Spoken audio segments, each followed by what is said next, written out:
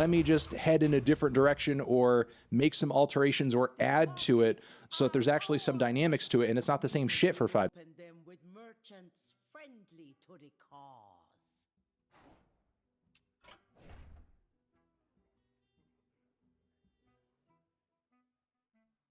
minutes. So you listened to the Logic album. You said he made it in 12 days. What did you think about it? I think it's decent. I think it's pretty good. I mean, it's not my favorite album in the world, but I guess I liked it more than the Drake record. And so do you think that Drake took more than 12 days to work on this album? Again, it has nothing to do with the amount of time. It has to do with whether or not when you come out with something or when you put something together, do you have the ability to edit yourself and say, yeah, this wasn't my best. This wasn't, you know, a great piece of work I put together. Let me move on to the next thing or give the fans something else. You know what I mean? It's not that he worked on it fast. It's that he's working on it fast and he's not caring about how it comes out, because obviously the sound quality of the tracks reflect that. The lack of lyrics that you actually want to dive into reflect that. The lack of melodies that you actually fucking remember reflects that. But every Drake album that has come out, there are catchy songs. I just asked you to hum a melody from the fucking song that you were playing on stream before I came on stream. You literally listened to the song 20 minutes before we had this conversation and you couldn't recall it. First of all, I was 3 days. Can I like? What do you mean 3 days? You were listening to the song 20 minutes. You booted that song the fuck. You literally went on stream and said, "Hey yo, this song's about when you block a girl because they're crazy. That's so relatable. Everybody could do that." But you can't remember the fucking melody from the song that you love so much because you can relate to it? Dude, fine. I'm sorry I can relate more to Texco Green than my aunt's, my uncle now. Like, I'm sorry, bro. I can't relate. I'm sorry. Does that mean, like, I'm not woke enough to listen to, like, dude, I just want to go to the fucking party. I just listen to a song, bro. Why does it have to be this crazy shit? Like, it doesn't need to be. I think that's what Drake's trying to do here. It's like telling other artists, like, yo, look at me. You don't have to be some crazy shit. Just fucking whatever you want to do. I'm not even advocating for it to be crazy. All I'm saying is that, you're advocating for Drake to be like, hey, listen, I have to go sit in the mountains of Wyoming and like isolate myself for 19. Dude, you are, bro. That would be the effort for you to accept it. That would be it. Drake can't just go in his studio for a month and like make something. He can't. He's not allowed, bro. Because it's Drake, right?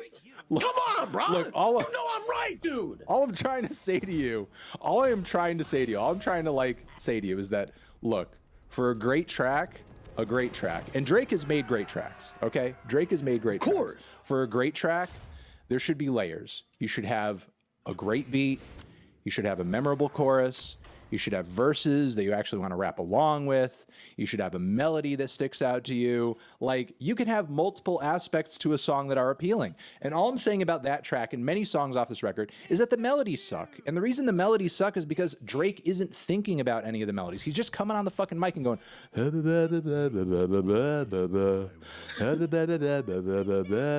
not a fucking melody you want to sing along with. It's just some boring ass shit. So, okay. When you're saying, okay, so I'm just going to reference the Kendrick album because that's the closest thing that I can, like, for someone, because you rated his album, what'd you rate it? Like a 8 or? Yeah, like an 8. I gave it an 8. And okay. So that's good to you. That was good to you. I like the album too. Right. On that album, there's maybe 3 songs where you like want to sing along or something on that album. There really are. The other songs, and dude, I've listened to the album like 10 times. Okay. Like, Did you like it? Other songs are not like that. Did you like it? I like the album, but I didn't like it the way I liked this type of album where I can like listen to the songs and not have to like, you know, it's not like I can put it on the car with anyone in the car. I don't have, if I put on the Kendrick thing in the car, it's like some deep shit. Like, it doesn't make sense, bro. Yeah. I don't know. That's all I'm saying. But because you were talking about melodies, that's what I was saying. Like, you're saying melodies, so I'm thinking about catchy shit. Well, I'm just saying melodies because Drake is singing for the majority of this record. I get that there are songs on the Kendrick record like "We Cry Together" that you're not singing along with it. It's just pretty much like a fight. But there are tracks like fucking N95 with Keem that are really catchy. What is a fight? No, I mean "We What Cry fight? Together," the song where they're arguing on the song. Yeah, what I'm talking about? Okay. Where it's like Oh, him yeah. and the significant The other, one on the they're Kendrick arguing. album, yeah. Obviously, there's not like a catchy melody to that track. You know what I mean? Yeah. But the thing is, like, that song is a fucking experience that no other song is going to give you. But the thing is, I'm not even holding Drake to that standard. I truly am honestly not. Because all I need to do, or all I feel I need to do, is like just literally recall his past hits where he seemingly put effort into like into the structure of a track. You're talking about like how nobody with these songs would ask for them to be turned off in the club, and sure, that's true. I agree with you. But the thing is, like, if you want to like have a club night where everybody's having a fun time and going crazy, having a memorable night, you want to put on back to back. You don't want to put on these sleepy ass songs that nobody's paying attention to. Like, if you put on back to back, everybody's gonna go crazy, and everybody's gonna be talking about like, oh, remember when that happened with Meek Mill and blah blah blah. But dude, but this is here's where it's like really hard to rate albums when they first come out because, dude, there are now songs on Scorpion, and most people didn't even like Scorpion like that. But there are some songs on Scorpion now that if they come on, it's like, oh shit, like that's like a good song. And even like other albums like Views, I know you don't like Views. There are songs that it comes on, you're like, oh damn. But like when it first came out, people didn't care like that. So that's what I'm saying. It's like we're talking about these songs like this shit came out 3 days ago, and you're saying it's not memorable. How do you know it's memorable in 3 days? That's my point. And you're not the only one saying that. People are saying that. I will tell you that there are tracks that stand out on Scorpion. Like, I get it. I understand. Yeah. But the thing is, like, that was the fans that kind of decided that was the hit off of just kind of streaming it like crazy. And they're kind of being a viral trend off of it with the dancing outside the fucking car. That wasn't like a track that Drake and everybody made in the studio and decided that was going to be the single. You know what I mean? But, still, with that being said, yeah, there are highlights on Scorpion, but the whole fucking record is 90 minutes long and it's mostly a snooze. You know what I mean? It's like...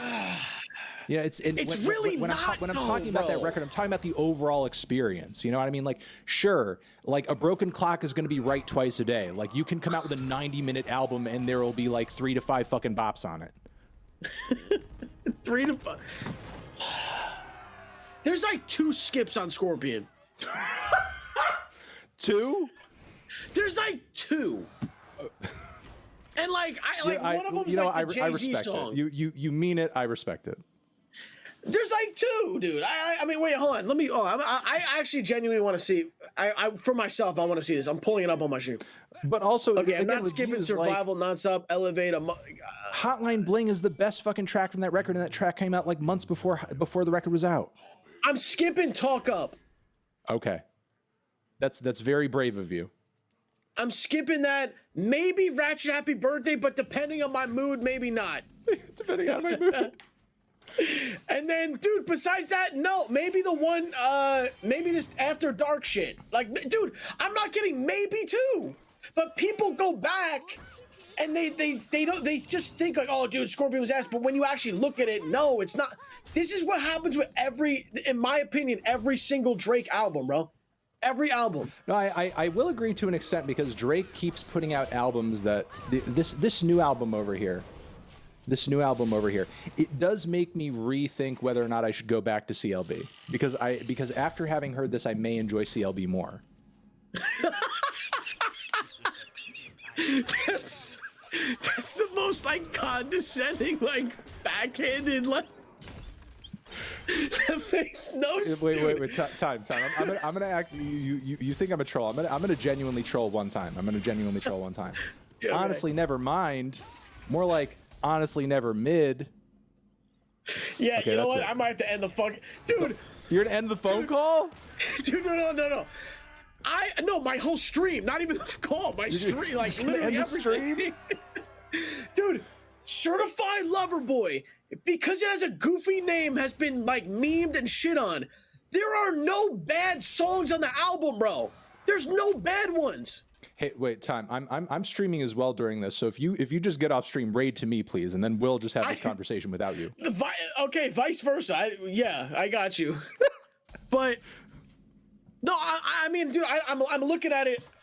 Okay, tell me a bad song and start off the top of your head. A bad one. Fucking Way Too Sexy is awful. Come on, man. What? Okay, you know what? I think that. God damn it, bro. Like that, like. Wait, time. We need to stop. Nobody's here to talk about old fucking albums. I need to ask you, why do you fucking like Liability? Come on, man. Dude, Liability is just one a of those bad songs. Drake song slowed down. That's all it is.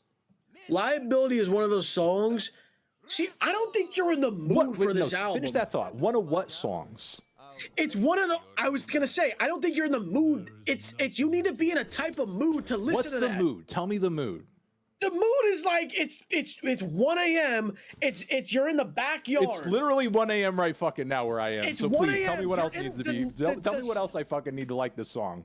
It's dark out. You're in the It's front dark of your house. out at the back 1 of the a.m. house. It's never been 1 a.m. when it's been light. So please go That's on. not true. In Alaska, that's not true, bro. Well, I'm not in fucking Alaska. All right. Well, all I'm saying is, it's like one of those nighttime, like you're just thinking. Like it's just one of those. You're not thinking about what Drake's saying. You're just thinking, bro. Yo, you were talking about this record earlier about like it's a fucking party record, and now you're saying like, and then you were making fun of my laptop analogy, like, oh, party by yourself doesn't even make sense, and now you're saying, yeah, these songs are for when you're by yourself and you're thinking. Like, what the fuck is it? That was one of the most insane things I've ever heard in my life. This is literally all shit you said. If it's insane, then you're insane. If it's insane, then you think you are insane, because I'm saying shit that came out of your mouth. I'm saying what you said. Nobody's having a party by themselves on their laptop blasting music, bro. What human is doing that? Listen, it's Dude, I think that you've done that a few times. I think you've done that. It's an exaggerated illustration. It's an exaggeration to illustrate my point. Like, obviously, I'm painting a picture of someone in isolation, listening to the record, having like a sad little kind of head bobbing groove little moment by themselves, just listening to Drake on their laptop. That's all I'm saying. I'm not too far off from what you're describing. Like, yeah, this song's about when, it's 1 a.m. and it's dark out as well on top of it, and you're just thinking. You're not thinking about the lyrics, but you're thinking. Dude. Have you never went? Okay, listen. I know you haven't, but for the other people who are watching, have you ever went on a Drake and drive, bro? That might sound a Drake corny. and drive. Sure, that's not a term. Nobody says that. Do people actually say Drake and drive? No, they say that shit, bro. I'm saying you just driving at night. Drake comes on. You're not even listening to the lyrics, bro. Listen. I will admit. I will admit that if you're reading this, It's Too Late came out, I did go on a couple Drake and drives. Okay. Yeah. And how did that feel? How did it feel? It was like driving to any other kind of music I like. Drake and drive. Dude, the police pull you over for that? Drake and drive. No, you never heard like the joke like you Drake and drive and end up at your ex's, like driving past your ex's? You never heard that? No, I've not heard that. Drake has never made me want to drive to my ex's place. Dude, okay, well then it didn't touch you emotionally then. Well, because it touches other people. Do you think Drake is the only artist that I listen to who sings about their ex? You guys talk about Drake like he's unique in that. Like, men have literally been singing about their exes like for hundreds of years now. I mean, like maybe, I don't know. I haven't listened to hundreds of years of music. I don't know, but I'm just saying that in today's day and age, Drake is the most the way he says shit is the most relatable that I've seen. I mean, other people say other shit, but it's like unrelatable shit that like the normal person can't relate to. Okay. I don't know. I mean, you don't think Drake's music is at least relatable? Well, I think it's relatable in the sense that it's so non-specific that like everybody can relate to it. Yeah, everybody can relate to it because the details are so low. Like, yeah, everybody has an ex that they miss. Yeah, I can relate to that. Wait, let me ask you this. This is the question I've been wanting to ask you for actually probably even longer than before we even talked last time. Do it. Okay? Ask me. What would Drake What would be a great Drake album for you? Like, what would he have to do that would make you already know I love If You're Reading This Is Too Late. If you're reading this is too late? Yeah, I love that record. Let me go back to that. Let me see. There's so many great songs on that record. There's great production, super standout lyrics that are super catchy. There's great choruses, fucking 10 bands, 100 bands, fucking energy, fucking Know Yourself. Madonna is great, Six God. Like, there's so many great fucking tracks on that record. 6 p.m. in New York, I think, is one of his, better diary-like tracks and closers. No, I agree. This is one of his best albums. Yeah. But my thing is this though. Is there any nostalgia behind it, or are you just like, oh no, it's No, that I good? loved it when I first heard it. I gave it a positive review. Like, as soon as you heard it, Yes, you were like, as soon as I fucking heard this record, I loved it. You can look up the review. I loved it when I first heard it. yeah, no. I will agree with you. That is one of his best albums. I just, can he even do that? Because it's like the point when he released that, it was kind of like, oh shit. Like, he never did anything really like that before. I mean, I will say this era for Drake, considering back to back and stuff like that, he was like on fire. He was super hungry during this time. He was super hungry, super on fire during this time. And I mean, I think he could if he wanted to, but I think he's past the point where he feels like he needs to prove anything to anybody. And he's just doing whatever the fuck he wants with whatever energy level he can muster. And interesting. So that's where you think Drake is right now. You think he's chilling. That's where I think he's been. We literally talked about this in the last conversation. You yourself observed how depressed he sounded on most of the record on CLB. I mean, my thing is just like, I never know when, like, with a lot of artists, you can tell, like I'll bring up Kendrick again. You can tell he's been working on that, right? Like, like the time period that he's been working on it, right? Sure. With Drake, I don't know, like, because there's been leaked songs that I've heard like a year ago, and then it's on CLB. You know what I mean? I don't know when he's working on it. And that's why I think another reason why If You're Reading This Is Too Late is really good is because like, that's what he was just doing. Mm-hmm. And he's like, oh, I just made this, boom, here. I don't know, like, I feel like there's some weird thing where, like, I don't know, like, when he's making these songs. At least in the last 2 albums, I guess. I don't know. If that makes sense. I don't know if anyone's following my train of thought. I mean, on the last record, I think that kind of makes sense, given that I feel like he's kind of been inhabiting many of the same vibes on the past couple of records. But this new one over here, I think this was kind of given, kind of the similarly very claustrophobic, compressed sounds on many of the tracks, and kind of the similar vocal and singing styles on a lot of the songs. I think this new record was kind of a concentrated effort. I mean, I could be wrong, but I think he kind of made this in a condensed period. And what's your Holy shit! I cannot believe it. I actually got a finale split that was under like 4 or 5 minutes. Oh, I'm saying it right now. I fucking hate this stage. I'm so glad I don't have to play it again. But also crazy. These are not insane treasures by no means. I mean, of course, Emerald Goggles is good with how cheap a lot of my deck ended up being, of course. But Stealth is so good on this stage. Stealth is amazing because the issue with this stage is that none of the early rushing aggro cheese strats work because both of the bosses naturally spawn way too many units and they will just trade with your units. So it's so pointless to do any strategies. But Stealth negates the problem. The bosses don't have board clears, they just trade minions. So Stealth is actually just like the most broken treasure on this stage. Of course, you don't want Stealth on the first bucket because, I mean, you actually, you know what? On Warrior, Stealth on the first bucket probably isn't bad. As long as you get lucky and draw the right cards. This frothing kind of fucking did me nasty nice. But maybe it works if you get lucky enough.